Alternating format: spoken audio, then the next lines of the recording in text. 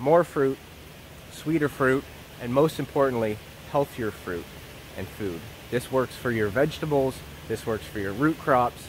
This is why, a big reason why, the nutrient quality of our food in the last 100 years has fallen off of a cliff. Hello and welcome back to the Food Forest. At the beginning of the season I mentioned that I might want to return to some concepts that I touched on when I first started this gardening channel, and I want to return to them for a few reasons. The first thing is that I've learned quite a bit as I've done this over the past 5 years or so. The second thing is that over the last 5 years I've got a lot of new viewers who might not dig through the old stuff, and there's a lot of really good information in those older videos when I first touched some of these core concepts. One of my most popular videos, and what I feel is one of the most important videos that I've ever made, is one called My Golden Rules of Gardening. Number 1, maximize photosynthesis. Number 2, never any bare soil. That one's got a little asterisk on it, which I'll get to in the rest of the video. There's an important reason why you might want to have a little bit of bare soil. I didn't know this when I first started. We'll touch on it a little bit later. First off, let's talk about why maximizing photosynthesis matters and what that will do for the design of your space. It'll have a space looking more like this and less like this. The main reason why we want to maximize photosynthesis is because that's why life exists on the earth. Essentially, life can't exist without energy. Every single thing that happens inside of our bodies that allows us to live, respiration, digestion, any kind of metabolic effect, it all requires energy. Our bodies take the food that we consume, convert that into things like ATP, and use that for energy to actually run our bodies. There wouldn't be life without energy. Life will arrange itself over a gradient of energy. And what that means is if you have more energy coming into a system, you'll have more life in the system. If there's an excess of energy, some life form is going to fill that niche in order to consume that energy, to take advantage of it, to outcompete other things. Plants, trees, bushes, leaves, vines, herbaceous layer, whatever kind of plant it is, in the chloroplast of the cell of the leaves, it's performing photosynthesis, and it's harnessing the power of the sun. The sun is the only reason why we have any life on Earth. Without the energy input that the sun is giving us, there's nothing. So in a given system, if we know that we get an increase in life if we maximize the energy, and that plants are the main way that we harness the energy coming into our little black box of an Earth from outside, it's all the sun. If we want to have robust, fertile soils, forests, food, then we need to maximize the amount of this energy that we're capturing. We do that by maximizing the amount of plants that we have in an area.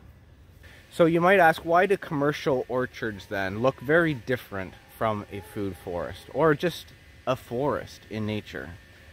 The main reason is that it makes it easier to harvest things, and it makes it easier to deal with pest issues. Monocrop cash crop farming, things like soy and corn, these are even more egregious examples of pushing away from what nature does best.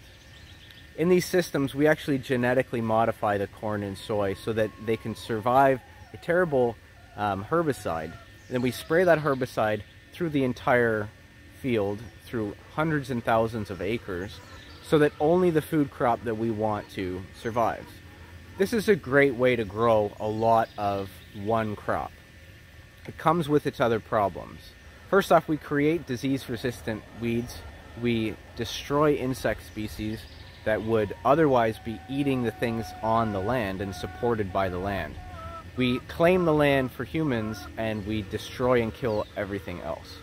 This is the mentality that is so obviously crazy that even a kindergarten kid could tell you that this is not how we should treat our planet. We're living with the consequences of some of these decisions now, with the collapse of ecosystems, specifically the collapse of insects, pollinators being one of them. This is something that could actually wipe humanity off the earth if we lose the ability to grow food.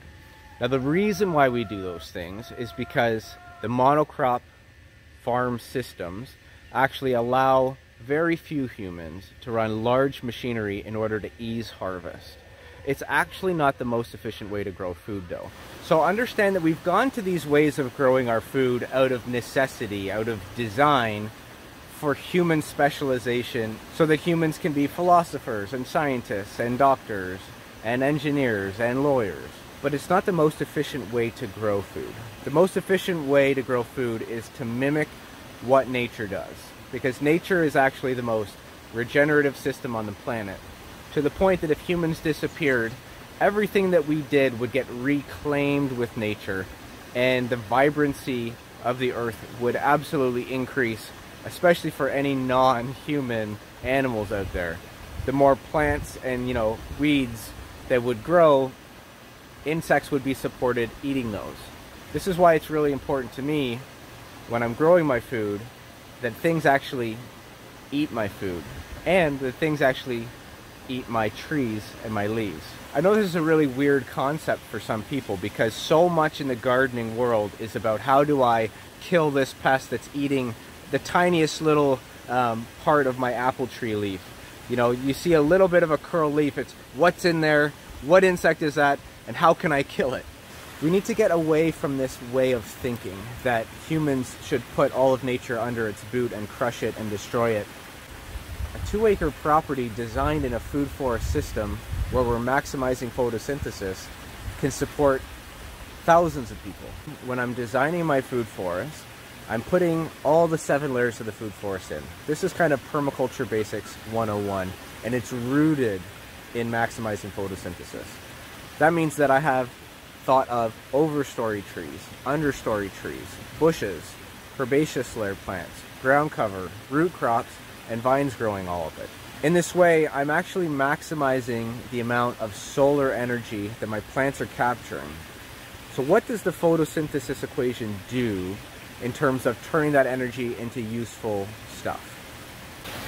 When most people think about photosynthesis, they think about turning CO2 into oxygen. But there's more to the photosynthesis equation than that. There's obviously water, and the often overlooked thing, besides the solar energy, but the often overlooked thing is actually the sugars. So the photosynthesis equation is CO2, sunlight, and water gets converted into oxygen and sugars. Now the sugars are the interesting thing here. What the plants do with the sugars that it creates is that, yes, they do use some of them, a lot of them, for their own health. They use it to run the metabolic processes that a plant needs. But an important thing that the plants do with the sugars is that they send out these little gummy, gooey, liquid sugars out of their roots. These are called soil root exudates because they exude this little cakey goo out of their roots. This cakey goo then attracts various microbiology in the soil and supports the soil ecosystem. In a similar way that phytoplankton and small plants support the entire web of life, in the ocean, very small creatures will eat the phytoplankton, larger creatures will eat those, larger creatures will eat the fish that eat those. Whales will eat the fish, and then whales will poop out and kind of return that nutrient back that the phytoplankton actually consume, and the whole cycle builds. And the more energy that's there, the more phytoplankton at the base level of that pyramid, the larger the health of the oceans. On land, the more photosynthesis that's available going into the ground via sugars, that more energy is happening. That's supporting more microbiological life, more bacteria, more fungi, more protozoa.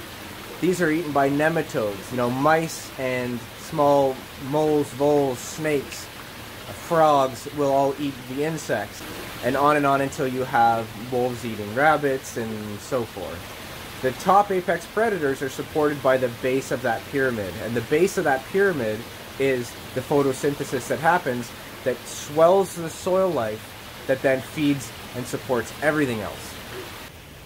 Now, more importantly for food, say for my plum tree here, the more energy that is in the soil, the more...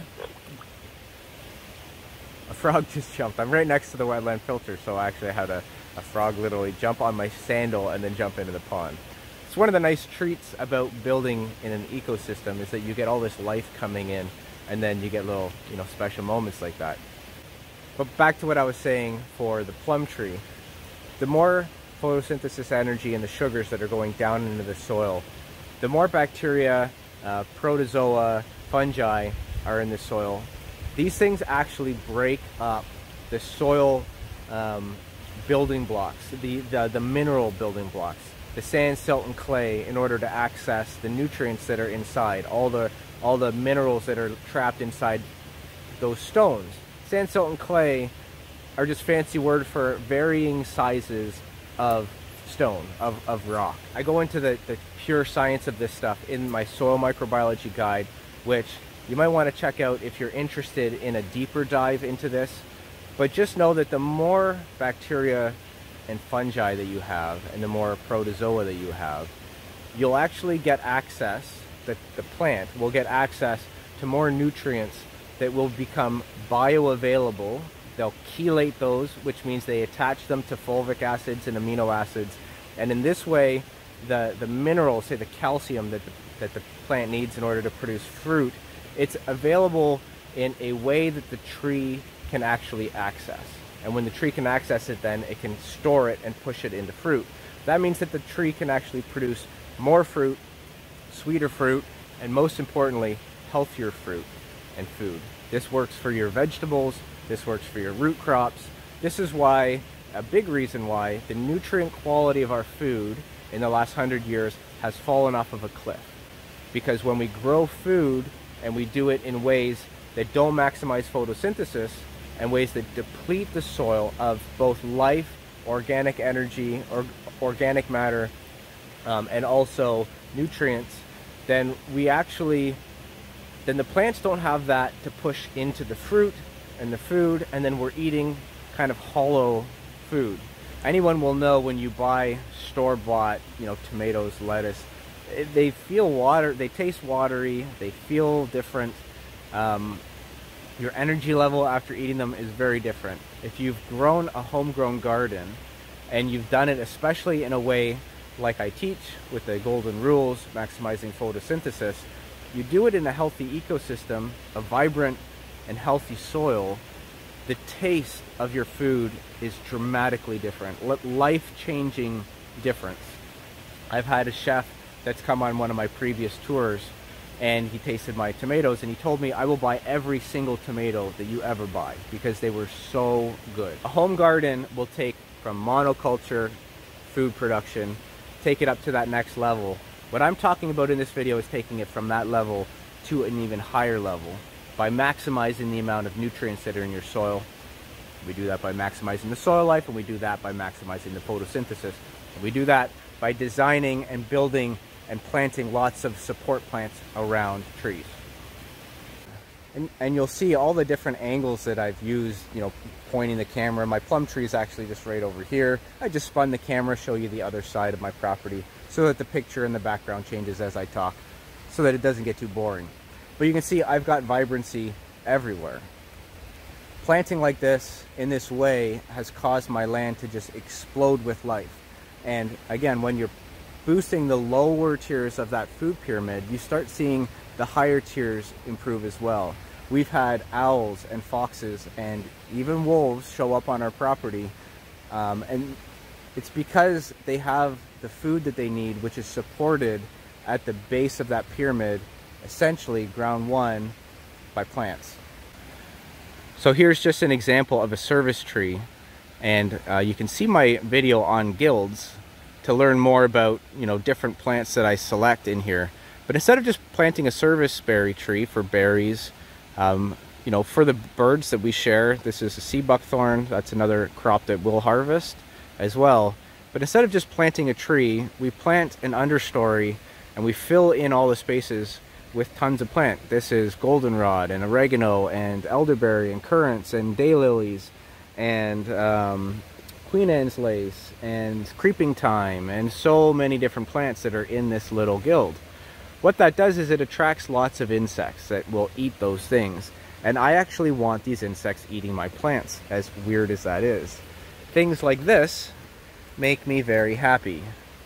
something has been feeding on this plant. I've got little critters in there enjoying and eating all of this. You see that little guy? What is this?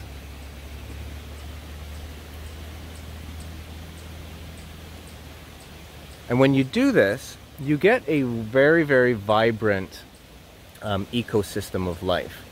I don't know if anyone knows what you're looking at here. I just kind of took a peek at it. And what this actually is a parasitic wasp that will lay its eggs inside of a caterpillar. So this caterpillar is supported by eating the leaves of my tree. The caterpillar itself then supports parasitic wasps that will actually lay their eggs, and they'll actually hatch out of the back. Oh. I don't think that is.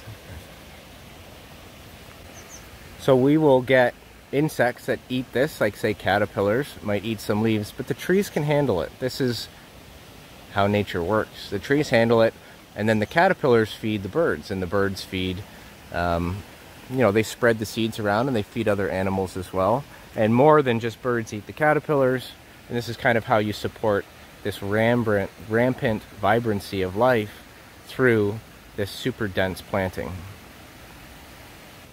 Lastly, the second part of the photosynthesis equation is actually water. And I didn't really talk about it too much yet, but having little standing bodies of water is really important for, this is like a pond that a little hand-dug pond that I've put in there. And that supports tons of dragonflies and frogs. Obviously, we've got the larger pond as well.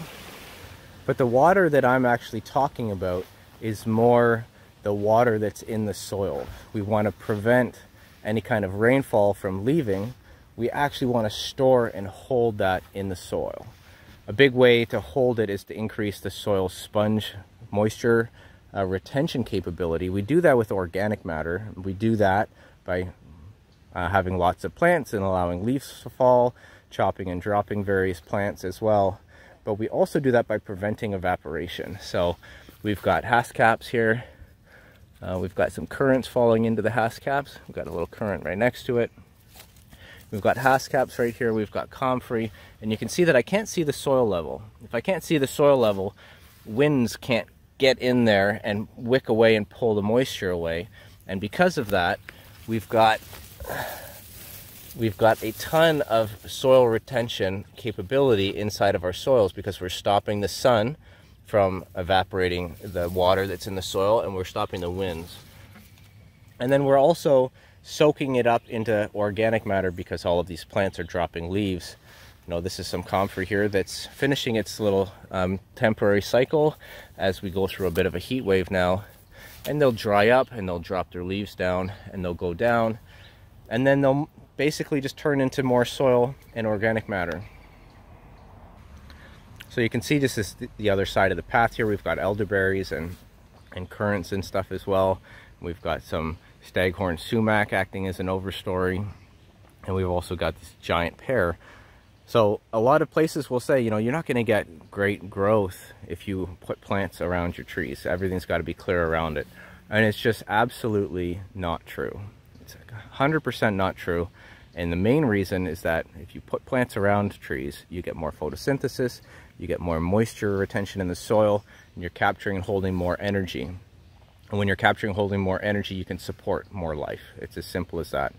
And the little check for that is that if humans disappeared, life would rearrange itself in the way that maximizes energy and maximizes regrowth and regeneration. And what would happen to a space? It would turn into something like this. It would not turn into a commercial orchard with soil in between only trees and nothing else planted. And I can tell you, I pull more pears off of this tree. It is super, super happy.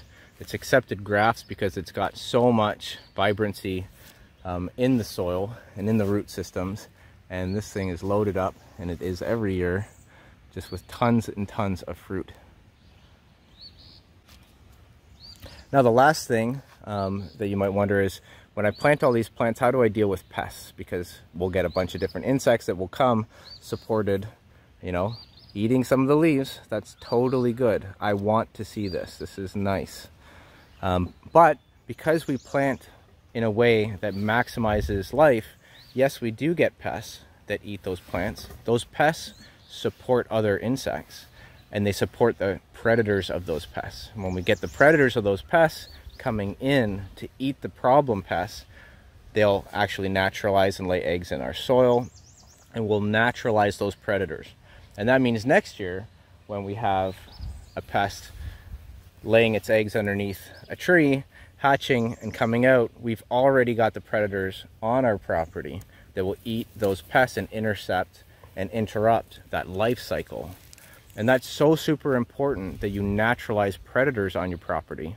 This is the reason why we plant so many flowers intermixed in between our food, because we want to attract those pollinators. We want to attract the predators to the pests, so that when we do get pest issues, they're small, minor, and the trees can handle it. We don't get wiped out like a monoculture field of corn would, because there's no support for diversity in that. And here we have a ton of support for diversity. So we've got natural dampening issues, or natural dampening mechanisms that keep the pests at bay and keep everything vibrant and healthy. So I hope this video helped expand on my golden rules that I had in the first couple years of this channel. This is how I would manage a fruit tree now, an apple tree. The slight downside of this is that it does make it more difficult to harvest. You're always being careful, am I stepping on any plants, that sort of thing. It does make it a little more difficult to harvest, but the reward is healthier fruit, more fruit, and the fact that you're growing food in a way that actually supports and benefits the natural ecosystems on the planet that we so utterly depend on for our continued existence and survival. And to me, humans are so much more than just another animal on this planet. We have the ability to be the greatest animal on this planet and the greatest steward and caretaker of this planet. We can learn science, we can create systems of design, and we can use our collective intelligence in order to create a society that lives in harmony with the planet, and that the world is better for us being here. Currently, humans are kind of in virus mode, and as much as we've improved some aspects of human life, we've absolutely devastated the natural world and the health of essentially every other animal organism, except maybe corn that's doing pretty good. So hopefully you enjoyed this video. Well, quickly, I didn't talk about why to have a little bit of bare soil, so I'll put that little nugget in here. There are some native pollinators, not just bees, but other native pollinators that will actually nest, and they will only nest in bare soil. They'll only nest in disturbed habitat or depleted lands. So for that reason, you want to have little areas somewhere that support your food forest ecosystem that is just nothing. It's just dirt on the ground. So in my lower area where, I like to see all the plants. So I want to put something like that somewhere further away because I don't find it as aesthetically appealing.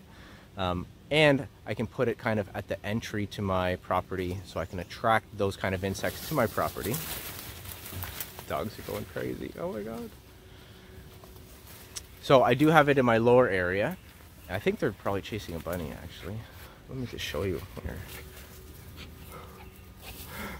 They are definitely hunting something. Must be a rabbit that they found in here. So having dogs is also another great way to keep smaller, pests at bay. But I do have some bare soil to support things like ground nesting bees that are important pollinators, native local pollinators. So I want to support that as much as possible.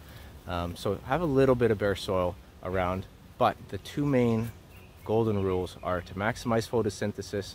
That allows you to maximize the energy input into your system, and that life will rearrange on that gradient and you'll get more abundance.